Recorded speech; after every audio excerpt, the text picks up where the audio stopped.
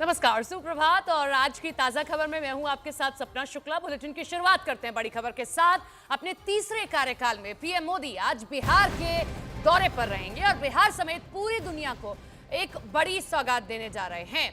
और इसी कड़ी में प्रधानमंत्री आज राजगीर में नालंदा विश्वविद्यालय के नवनिर्मित कैंपस का उद्घाटन करेंगे। पीएम मोदी आज सुबह 9:45 पर बिहार के राजगीर पहुंचेंगे, जहां वो करीब 10:30 बजे नालंदा विश्वविद्यालय परिसर का उद्घाटन करेंगे। इस मौके पर 17 देशों के मिशन प्रमुख भी मौजूद रहने वाले हैं। उद्घाटन के बाद प्रधानमंत्री एक सभा को भी संबोधित करेंगे।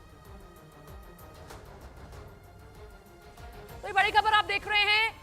सरकार बनाने के बाद ये पहला दौरा बिहार का होने जा रहा है। पूरी दुनिया में अपनी अलग छाप रखने वाली नालंदा विश्वविद्यालय, उसके कैंपस का उद्घाटन आज पीएम द्वारा किया जाएगा। उस दौरान उनके साथ में सीएम नीतीश कुमार भी मौजूद रहेंगे। बड़ा दिलचस्प है ये दौरा, न केवल इस लिहाज से कि सौगात मिलने जा रही है, बस इस लिहाज से भी कि बिहार में ये सब कुछ होने जा रहा है, जहां के नीतीश कुमार इस वक्त सरकार में बड़ी भूमिका निभा रहे हैं।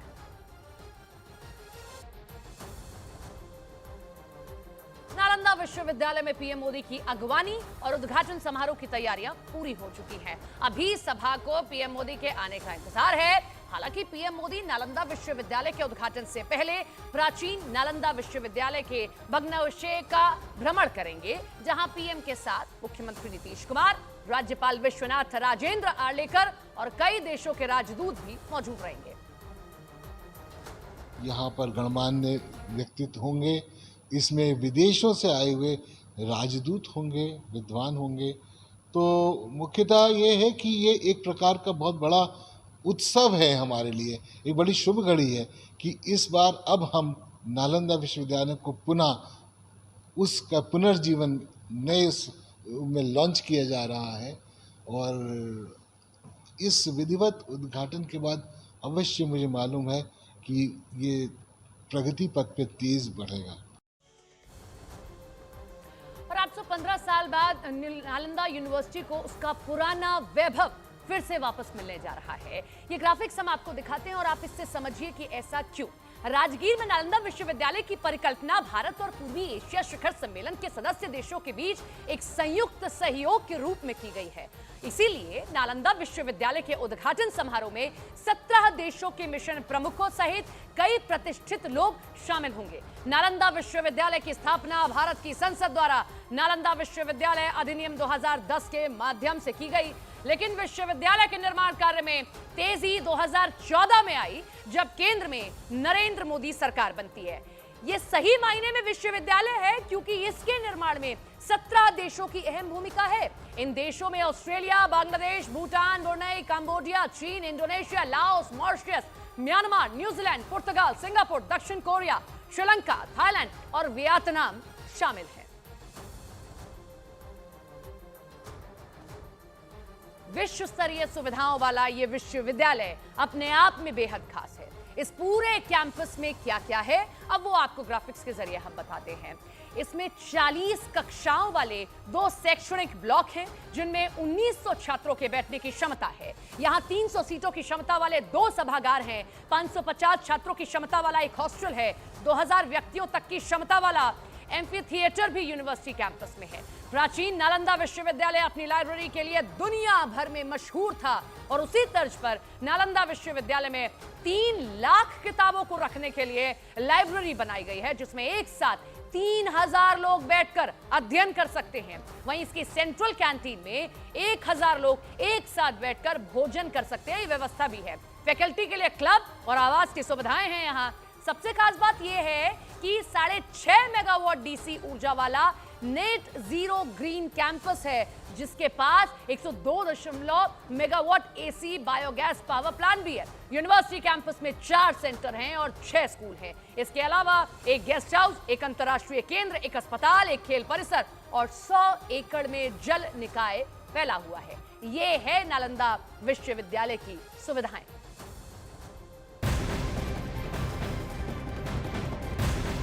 और अगली खबर का रुख करते हैं जो रक्षा मंत्री राजनाथ सिंह से जुड़ी हुई है। रक्षा मंत्री राजनाथ सिंह के आवास पर केंद्रीय मंत्रियों के ग्रुप की एक मीटिंग हुई और इस मीटिंग में संसद के आगामी सत्र के लिए सदन की रणनीति तैयार की गई, इस पर चर्चा हुई है। इस मीटिंग में केंद्रीय मंत्री एस जयशंकर, मनोहर लाल खट्टर, भूपेंद्र यादव, पीयूष गोयल, धर्मेंद्र प्रधान, अन्नपूर्ण देवी और किरण रिजिजू शामिल हुए।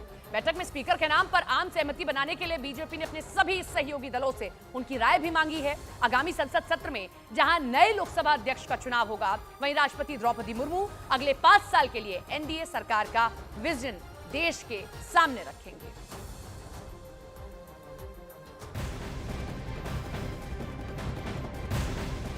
और अब बात दिल्ली में मचे जल संकट की करते हैं, क्योंकि हाय तौबा दिल्ली में मचा हुआ है जल संकट के कारण।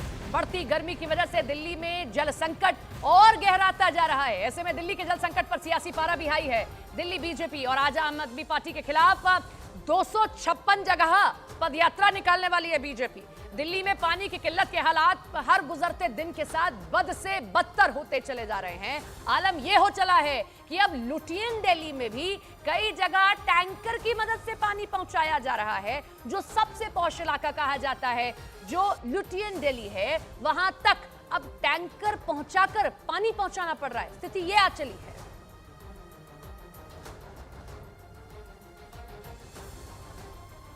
तो दिल्ली में जल संकट के लिए आम आदमी पार्टी लगातार हरियाणा को जिम्मेदार ठहराती है।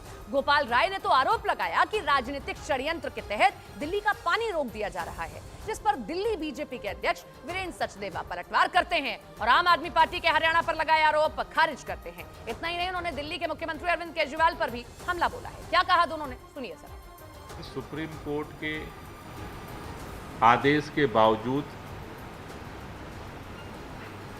अभी तक हरियाणा जिद पर अड़ा हुआ है और मैं जिम्मेदारी से कहना चाहता हूं, भारतीय जनता पार्टी के राजनीतिक षड्यंत्र के दबाव में रुका हुआ। जो पानी उपलब्ध है उसमें बेहतर से बेहतर क्या मैनेजमेंट हो सकता है, उसके लिए सरकार दिन रात काम कर रही है। दिल्ली में इस समय पानी को लेकर बहुत ज़बरदस्त किल्लत है और आम आदमी पार्टी की सरकार पानी के नाम पर दिल्ली को जिस तरह से गंदी राजनीति में धकेल रही है, उसका हर्ष हम देख रहे हैं। आम आदमी पार्टी जो बार बार झूठ बोलती है, ये आज का मेरे पास ऑफिशियल डाटा है हरियाणा सरकार का, जिसमें वो कह रहे हैं कि हमने आज भी 18 तारीख को भी दिल्ली को 17.34% पानी ज़्यादा दिया है, जो दिल्ली को मिलना चाहिए। मुनक नहर से अलग और भवाना का अलग, दोनों डाटा मेरे पास है। लेकिन मैं हैरान हूँ, आम आदमी पार्टी के मंत्री इतनी कॉन्फिडेंस से झूठ कैसे बोलते हैं। दिल्ली में पहले सिर्फ घरों तक पानी की किल्लत लोगों को झेलनी पड़ रही थी, लेकिन अब तो अस्पतालों को भी पानी की कमी से दो चार होना पड़ रहा है। एनडीएमसी यह दावा कर रही है कि आरएमएल अस्पताल, कलावती अस्पताल में पिछले कुछ दिनों से पानी नहीं आया है। यहां तक कि बंगाली मार्केट और मंडी हाउस में लोगों को पानी की समस्या से दो चार होना पड़ रहा है। तो लोगों के घरों तक पानी की समस्या तो थी ही, लेकिन आप सोचिए कि दिल्ली की स्थिति कितनी भयावह हो गई है कि अस्पतालों में भी अब पानी की किल्लत हो रही है।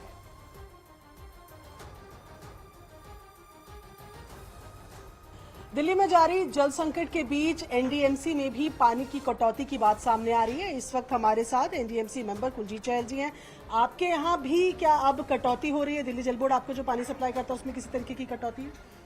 दिल्ली जल बोर्ड जो वाटर सप्लाई करता है लगभग 110 एमएलडी से लेकर 120 एमएलडी वाटर सप्लाई है, जिसमें आधी वाटर सप्लाई लगभग इस समय 65 से लेकर 70 एमएलडी के करीब हो रही है, जो महत्वपूर्ण है। जहां से वजीराबाद से जो हमारे रिजर्वायर जो हमारे एरिया कनेक्टेड है, जिसमें तिलक मार्ग, हमारा आरएमएल हॉस्पिटल, हमारा कलावती हॉस्पिटल, हमारा लेडी हार्डिंग हॉस्पिटल, मंडी हाउस, उन सब एरियाज में पिछले 2 दिन से अभी तक एक बूंद पानी नहीं आया।